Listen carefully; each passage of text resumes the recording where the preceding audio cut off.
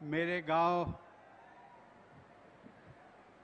गांव परौख तथा आसपास के गांव के निवासीगण तथा इस अभिनंदन समारोह में प्रमुख रूप से उपस्थित राज्यपाल श्रीमती आनंदीबेन पटेल जी, मुख्यमंत्री श्री योगी आदित्यनाथ जी, उत्तर प्रदेश सरकार में राज्य मंत्री श्री अजीत सिंह पाल जी, सांसद डॉक्टर रामशंकर कठेरिया जी, सांसद श्री देवेंद्र सिंह भोले जी, देवियों और सज्जनों,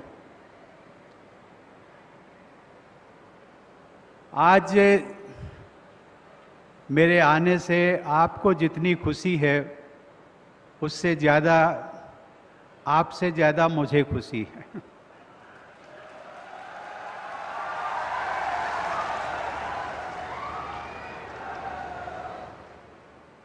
सही मायने में अपनी मातृभूमि, अपनी जन्मभूमि पर जाने की जो एक लालसा होती है, बरसों से जुड़ी हुई थी, प्रतीक्षा थी, आप सबकी भी प्रतीक्षा थी। और इसीलिए आज मैं जब हेलीकॉप्टर से नीचे उतरा तो सबसे पहले मैंने इस मातृभूमि को वंदना करते हुए उनका चरण स्पर्श किया और ये प्रार्थना की कि ये जितने विलंब से मुझे इस बार आना हुआ, आगे इतना विलंब ना हो, जल्दी से जल्दी आने का मौका मिले।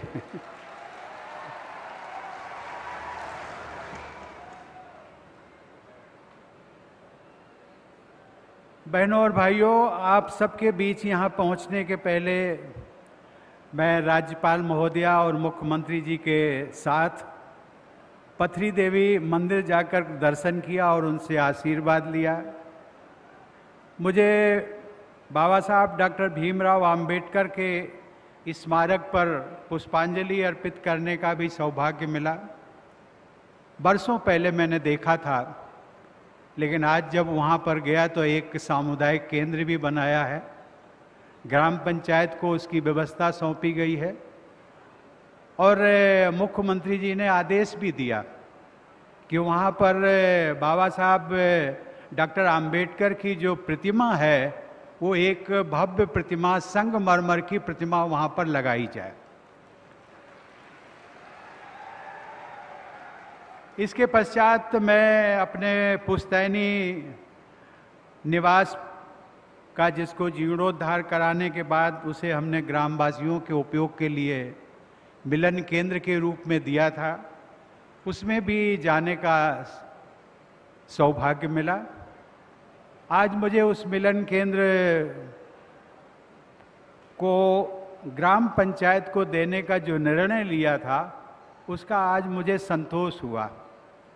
अन्यथा जिस प्रकार का गांव के मकान होते हैं, जीर्णोद्धार कराना बहुत बड़ी बात होती है, लेकिन अब मुझे लगता है और मुख्यमंत्री जी ने उसमें और भी सुझाव दिए कि इस मिलन केंद्र का उपयोग हम महिलाओं से संबंधित जो कार्यक्रम हों, उनकी बैठकें हों, उनके उत्थान के बारे में गोष्ठियां हों, उनके जीविकोपार्जन के संबंध में जो भी योजनाएं सरकार द्वारा चलाई जा रही वो मिलन केंद्र में भी आयोजित की जा सकती हैं।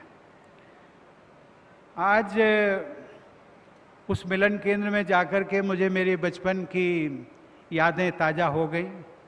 इस गांव के बच्चे, खासकर बेटियों को शिक्षा की सुविधा प्रदान करने के उद्देश्य से निर्मित जिस वीरांगना झलकारी बाई इंटर कॉलेज का जिक्र किया मुख्यमंत्री जी ने, उस विद्यालय में भी जाने का मुझे सौभाग्य मिला। उसी विद्यालय से जुड़ा हुआ एक शंकर जी का मंदिर है, बहुत पुराना मंदिर है, उसमें भी जाकर के भगवान शंकर के दर्शन करने का सौभाग्य मिला। मित्रों, जिस पृष्ठभूमि में आप हैं वहीं हम भी हैं। आज देश के आप नागरिक हैं, मैं भी आपका जैसा नागरिक हूं।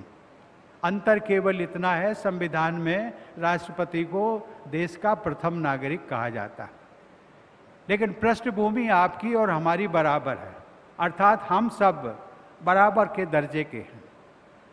लेकिन कभी भी मैंने सपने में भी ये कल्पना नहीं की थी कि गांव से निकल करके एक सामान्य बालक देश के सर्वोच्च पद के दायित्व निर्वहन का उसे मौका मिलेगा। लेकिन हमारी लोकतांत्रिक व्यवस्था ने ये करके दिखा दिया।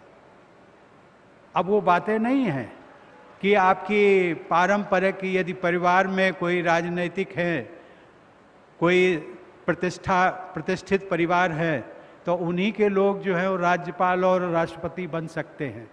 तो कल मैं एक दिन पहले मैं प्रेसिडेंशियल जो स्पेशल ट्रेन है उससे मैंने आने का जो एक निर्णय लिया, और वो रेलवे ने अनुरोध किया था कि मैं चाहता हूं कि रेलवे ने जो विकास कार्य किए हैं उसको आप देखें। और सबसे बड़ी अच्छी बात जो मुझे नज़र आई, रास्ते भर मैं देखता था कि जो फ्रेट कॉरिडोर बना है 2 लाइनों का, 2 ट्रैक का, वो जो व्यापार से संबंधित है, भारत की जो अर्थनीति है, जो इकोनॉमी है, उसको बढ़ाने में ये हमारा जो फ्रेट कॉरिडोर बना है रेलवे द्वारा, वो बहुत महत्वपूर्ण है, बहुत महत्वपूर्ण है। उसके परिणाम अभी हमें कुछ ही वर्षों में दिखाई पड़ने लगेंगे।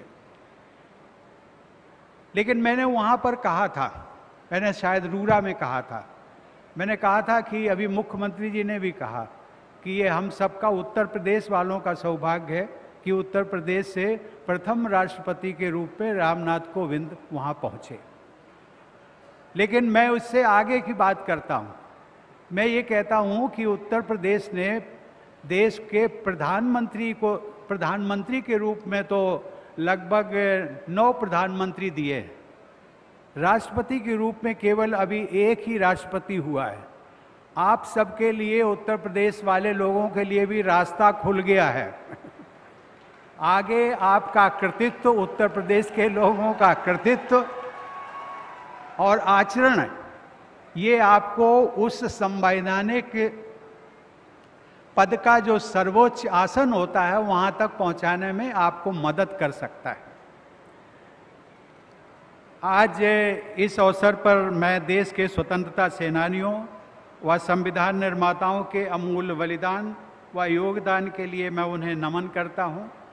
सचमुच मैं आज जहां तक पहुंचा हूं उसका श्रेय इस गांव की मिट्टी और इस क्षेत्र तथा आप सब लोगों के स्नेह व आशीर्वाद को जाता है। भारतीय संस्कृति में मातृदेवो भव, पितृदेवो भव, आचार्य देवो भव की शिक्षा दी जाती है। हमारे घर में भी यही सीख दी जाती थी। माता पिता और गुरु तथा बड़ों का सम्मान करना हमारी ग्रामीण संस्कृति में अधिक स्पष्ट रूप से दिखाई देता है। गांव में सबसे, आज आप सब लोग जानते हैं कि मेरे माता और पिता जीवित नहीं हैं, स्वर्गवासी हो चुके हैं, लेकिन परिवार के लोग उस परंपरा को निभा रहे हैं। आज गांव के जो सबसे बुजुर्ग पुरुष थे उनको पिता का दर्जा दिया गया, सबसे जो वृद्ध महिला थी उसको माता का दर्जा दिया गया। और ये जो दर्जे दिए जाते हैं वो किसी जाति, वर्ग या संप्रदाय, उससे कुछ लेना देना नहीं है। आज मुझे ये देखकर खुशी हुई कि बड़ों का सम्मान करने की हमारे परिवार की ये परंपरा अब भी जारी है।